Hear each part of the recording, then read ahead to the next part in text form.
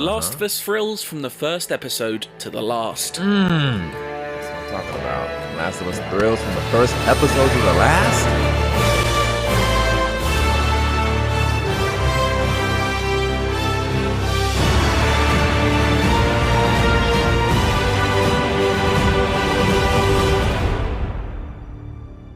IGN just put up their review of The Last of Us, and if you know me, you know that The Last of Us is one of my favorite games of all time.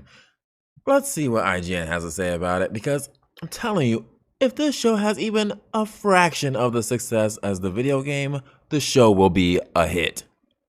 Without any further ado, let's check out the review. If you don't think there's hope for the world, Alright, let's see what you got, Last of what's Us. going on?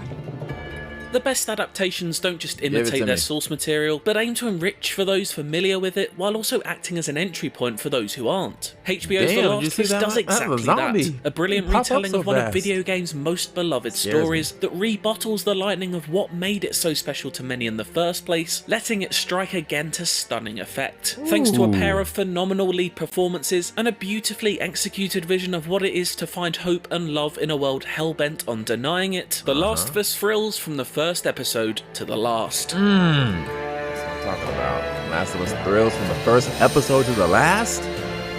The shape Yes, of the sir. story will be familiar to any who have played the original game, but that's not to say you'll know exactly what's coming next, since Fireflies. deviations are frequently taken. A post-pandemic world where pockets of humanity aim to keep afloat amongst a sea of infection, it's a place brought to stark realization by showrunner Craig Mazin, aided by the creator of the Last of Us video game, Neil Druckmann. The Of setup for the course. plot circles around Neil Joel, is a working on smuggler this tasked with project. couriering a teenage girl west in Very an good. America ravaged by a deadly fungal pandemic for the past 20 years.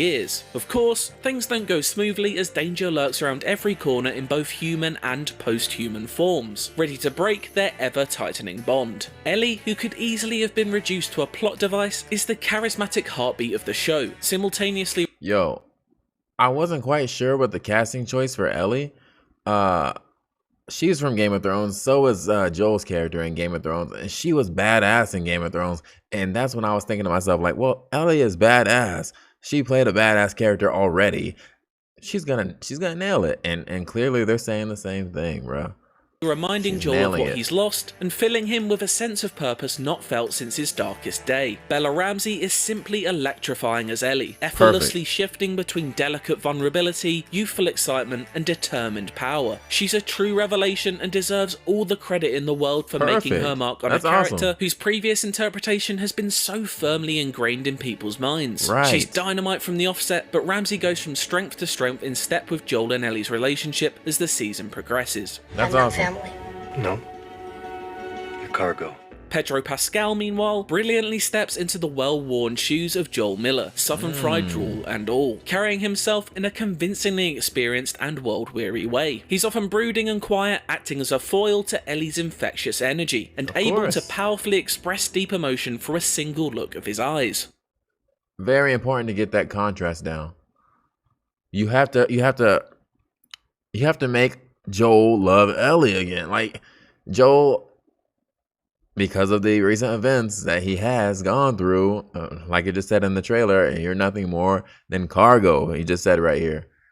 We got to see Joel regain his humanity, and Ellie is his gateway into that. So, perfect. They got it. Solid performances They got it. flank the pair as characters weave in and out of look Joel at and the- Ellie's look at the journey. character These choice for include Marlene. Anna Torv Marlene as the looks steely great. Tess, Gabrielle Luna as Joel's estranged brother Tommy, and Lamar Johnson as the layered Uh-oh. and compassionate Henry. Special mention though has to go out to Nick Offerman and Uh-oh. Murray Bartlett, who are unforgettable as the melancholic Bill and Frank respectively. Season 1 packs a lot into its 9 episodes, which can leave it feeling slightly rushed on occasion as it hurtles towards its ending. It's still a conclusion that packs the gut punch it needs to though, and one that's ultimately earned. The show is at its Good. best when allowing itself room to breathe, and it's in these pockets that the last The show it's at its best when it allows itself room to breathe.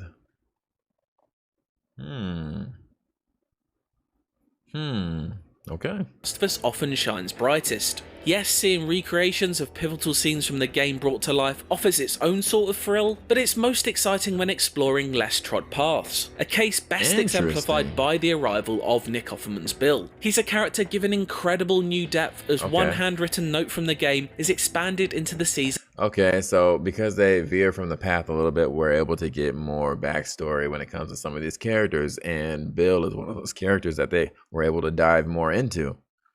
I'm not mad about that. I mean, we do get quite a bit of his character in the game, and I mean, if you go around and read some of the notes, you find out quite a bit about Bill. But I guess they're going more into that, so I'm not mad at that. Best hour of television. A heartbreaking account of love being found in a world that all too often tears it apart, it's a special story elegantly brought to life through tender performances. It explores themes mirrored through Ellie's eyes in another later standout episode, and is testament to how love between two people, no matter who they are or who they choose to share it with, perseveres even when... That's the Left Behind DLC that they're talking about, right? Yep, it's gotta be. And the... Whoops.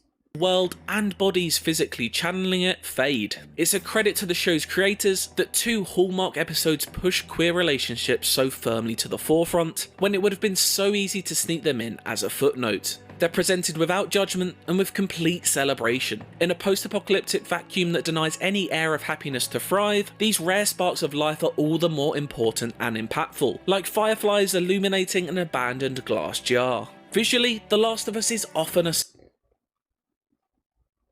I see what you did there. Don't be slick, bruh. Okay. Fireflies illuminating a glass jar. Okay. Sight to behold, even when the camera is pointed at firmly ugly subjects. Details like old paint scabbing over walls and fungal veins crawling across floors sweep convincingly through most buildings. Vast landscapes paint pictures of classic westerns, especially as the seasons change and snow carpets the ground. But while The Last of Us is a great looking show, it's in its audio that it particularly excels. Distant cries and nearby clicks often echo scarily through scenes in a world so quiet that any sound can be alarming, and sections of the game's iconic soundtrack sing in harmony with original pieces that pulse and drive their way through some of the more action-heavy moments. There's barely a still camera shot throughout, tying thematically into the always-on-the-move nature of the story as we dart from place to place across America. There's no glamorous Hollywood choreography, nor any feats of superheroics. While there are some standout moments of combat, in truth, The Last of Us is more interested in showing the fallout of violence than the violence itself, letting the echo of each gunshot ring out long before the next is fired. Action is used sparingly, but to often shocking effect, as are appearances of the infected. Close-ups of the infected and their new fibrous biology are quite frankly disgusting, as fuzzy tendrils crawl out of their mouths like nested xenomorphs. In the game, the presence of the infected is mainly felt through gameplay and combat encounters. As the show isn't relying on giving a player something to constantly do with their hands, it chooses to instead focus on the human stories existing in this world, and does so to great effect. That being said, I couldn't help but wish for just 1 or 2 more clicker appearances over the course of the 9 episodes, as we sometimes go through stretches of multiple installments without... Oh, so they're saying there's actually not enough zombies in this. That's interesting. They're focusing more on character relations and story and kind of leaving out the zombies. Interesting. I mean, but the story's not really about the zombies. It's about getting Ellie to this location from point A to point B. It's The Last of Us, not The Last of Zombies, right? Okay. The sighting of the terror they can bring. On the whole, the plot doesn't waver too far from its source material, but does occasionally stray from the path in order to shine a light on previously unexplored corners of its world. You really get a sense that Druckmann is relishing revisiting his story, and adding in sections that just wouldn't have made sense to have in the game. It also takes time to explore themes shared with Mazin's previous work on Chernobyl, primarily the valiant fight of working class people against hopelessness and the failures of government. There's a real sense of a creative partnership working at the peak of its power here, as old and new ideas blend and ultimately triumph. Verdict, okay, let's see. HBO's see The what we Last of got. Us is a breathtaking adaptation of one of the most impactful stories told in video games, and brilliantly brings Joel and Ellie's journey to a whole new audience. they Taking hit the it, essence though. of what made the original tale so they hit enduring, it, though. it builds out the world of the game while also switching up some aspects to almost entirely stunning effect. Anchored by two outstanding lead performances from Bella Ramsey and Pedro Pascal, it delivers an enriching show for fans of the PlayStation hit, while also managing to Good. stay welcomely thrilling to Nine- newcomers. A 9 out of 10? Let's go. For more from the show, why not check Let's out the go. latest That's trailer? what I'm and for talking about. everything else So you mean to tell me not only does the games get perfect 10s, Last of Us Part 1, 10 out of 10. Part 2, 10 out of 10. Now the show, 9 out of 10. Yo, The Last of Us as an intellectual property is fire, bro. Like, if it has The Last of Us in the title, just know it's a 9 or a 10. Just know that's what you're getting automatically. 9 or 10. Last of Us, Naughty Dog, 9, 10. That's what you got. Let's go. I'm happy to hear that review. Now I'm even more excited to check out this show on HBO. Yo, I'm ready. I don't know if y'all ready. I'm ready. Anyway, if you've liked this review, go ahead and leave a like on the video. 2020 Visionaries, you know we do our thing over here. Make sure y'all doing your thing over there and smash that subscribe, smash that like. We at it. As always, stay safe, stay cool. Keep coming back to your boy because we're going to keep going. All right, peace. Here we go!